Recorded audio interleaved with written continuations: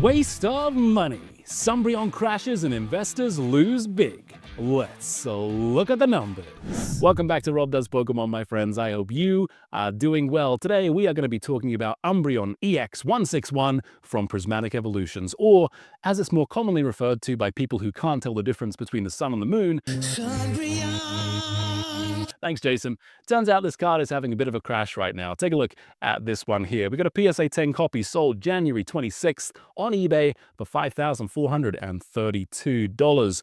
Then on February 11th, we crashed down to $3,500. This represents an almost $2,000 drop, somewhere in the region of 36% in the last 2 weeks. And I am sure this comes as no surprise to many of the guys that watch my videos week in, week out. PSA 10s for a new card usually drop substantially after release. However, I came across an interesting thread on Twitter by someone called the Pokeguy that I wanted to share with you guys. It goes like this. Pokeguy says, "How stupid do you think the 5.5K buyer feels now that just a few short weeks later, the same card is selling for 2K less? They must feel like an absolute moron. What is happening here? Can't believe I overpaid for a card in a PSA 10 at release." Somebody pops up here called Sora, and Sora says, "I am not trying to stir the pot, and no, I am not the buyer, but why are we worrying about what other people do with the money they earned themselves?" And this is a very good point. What does it matter if somebody wants to go and spend $10,000 on the newest Umbreon card for their friends? Pokeguy says, not worried at all. Although if I were the buyer who lost $2,000 and counting in a matter of weeks, I would be very, very worried. And this is actually a really good point here, guys, because there are some people that do rush in and they try and get these really expensive cards and they end up with a huge loss, even though the market is really hot right now. You do have to be careful, all right? Just because you spend something on an expensive card doesn't mean it is going to remain expensive. However, Mr. Spaceman pops up here and gets his conspiracy theory hat on. He says, "I think a lot of the high sales during that time were market manipulation. Insider sales on eBay designed to inflate prices because the sellers had multiple PSA 10 Umbreons ready to list afterwards. Just me, I don't know." And this is actually a really popular theory. And guys, I am not for 1 second saying that market manipulation doesn't happen all the time in the Pokemon TCG hobby. However, in the case of this card, I think it might be a little bit different. Unless somebody owned all roughly 100 of the PSA 10s, and I'm putting the collector apps post from Instagram up here from February 2nd, when the population was 102, unless they owned every single one and were trying to offload every single one, I don't think I'm subscribing to this, okay? So for example, we'd actually only had on eBay.com, according to Misprint and PriceCharting.com, 17 total sales of the Umbreon EX 161 in a PSA 10 in English since the card released. I'm sure that population will increase. It's already over 300. The sales numbers will come in, but the majority of people that are getting 10s either haven't sold them on eBay yet or they are holding on to their cards. So perhaps, guys, it is not market manipulation at all. Blinkers pops up here, and Blinkers says, "Maybe 2K is a drop in the bucket for this buyer. If you were a multi-millionaire,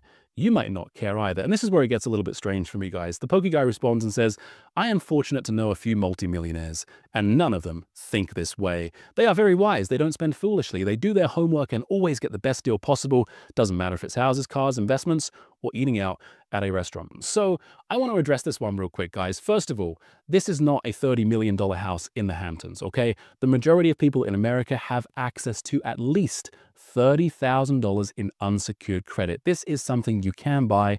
The minimum payment on it will be somewhere in the region of $140, $150 a month. It's an affordable card. Somebody can go and buy it. Whether or not that's a good idea is another subject. Second of all, some millionaires waste money, other millionaires save money. Some people have so much money, it really doesn't matter that $2,000 comes along and they get a drop. Maybe they just bought the card because they like it. And side note, 30% of people that win the Lotto Max / Powerball lottery end up bankrupt within 5 years. Money doesn't always come with instructions. Then we have somebody pop up here, thank goodness, Slab Factory TY, that says, "This one went for $5,000, and they point to a sold listing below here, but the point still stands.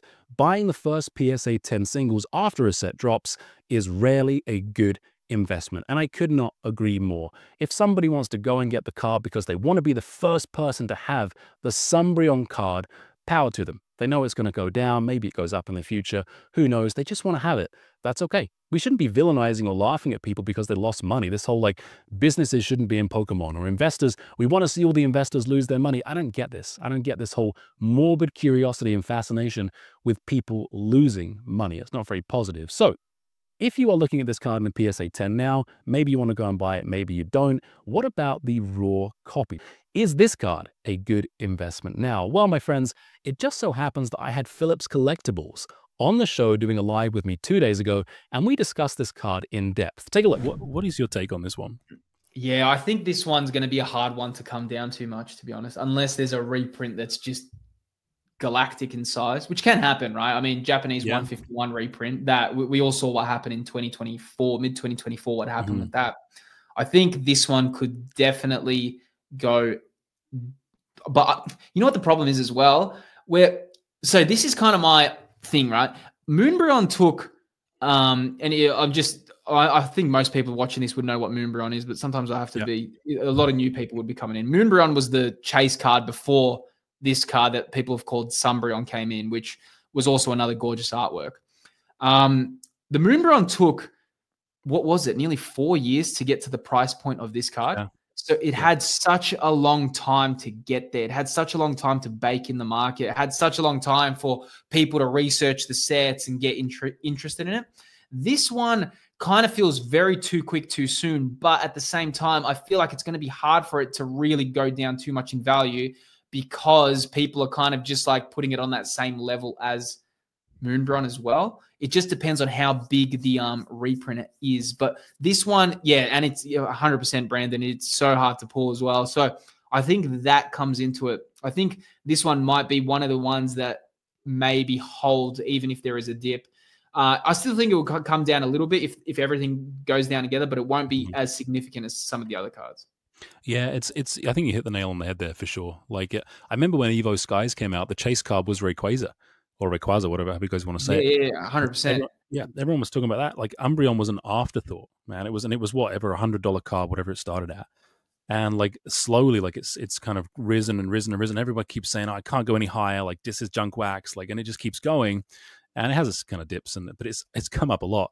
And I look at this card, and that all of that is priced into this card already. I feel like that whole story, the growth of the Umbreon VMAX from Evolving Skies is just priced in. And I don't know, I'm looking at it thinking, fuck, man, like, do I really want to spend that much money on that card? I mean, it's a gorgeous card, but especially from an investment standpoint. It's a very hard buy at the moment. I think, like, if you didn't buy Moonbreon now, it's super hard to kind of fork out the money for a Moonbreon like now, because it's just, and it's same with this one. So yeah, I'm kind of like taking it easy with this card at the moment. I haven't even looked at bothering with it, and I probably wouldn't unless it kind of went, maybe to 700 or 800, which is very, very unlikely.